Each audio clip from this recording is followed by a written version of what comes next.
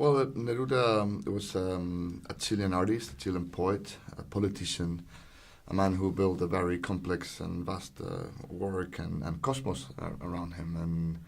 And in 1947, communism was declared legal in my country, and Neruda had to escape all over and sort of recreate this fiction where a cop that is played by Gael is chasing him.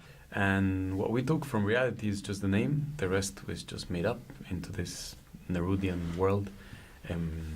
He represents the opposition, but a very critical opposition as well of communism and also of the, let's say, the system that he belongs to.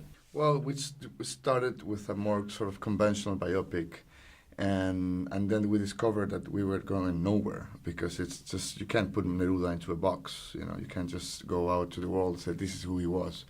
And at some point, Guillermo sort of found the point of view of the cop, which is Gael's character, and then we found a path to get into this story in a more fascinating, entertaining, and poetical way somehow, to dig into his life and work, and mostly to make the film. When you make a movie like this one, you don't know exactly how it's going to be, and sort of the journey of making it is just so interesting.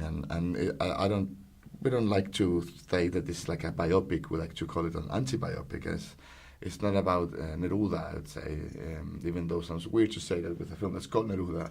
But I would say that it's more about the Nerudian world, about his cosmos, about what he created, and yeah, somehow it's like going to his house and play with his toys. Doing this film about Neruda and the policeman, about this particular moment in Neruda's life, which I have to say, I mean, it's something that became even more important whilst we were doing the film. To begin with, it wasn't like the main motivation to do a film about Neruda. It was more about the game that Pablo wanted to play.